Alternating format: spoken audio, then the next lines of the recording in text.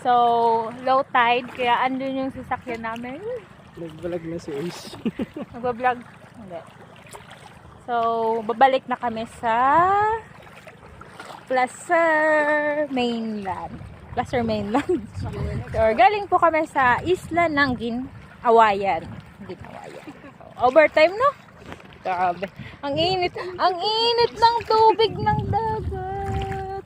So, low tide. Ayun pa ang layo pa ng aming sasakyan. Wala na to. May isda. And that's all for today's video. Charot. Naman. Si Ma'am Cory na.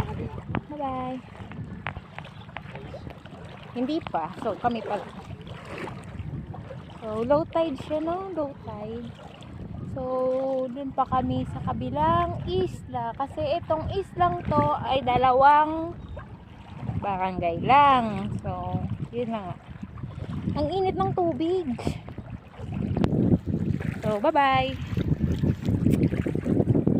Ano may kausap ka na? I love you palaki, mahal. Oh. I-send ko man lang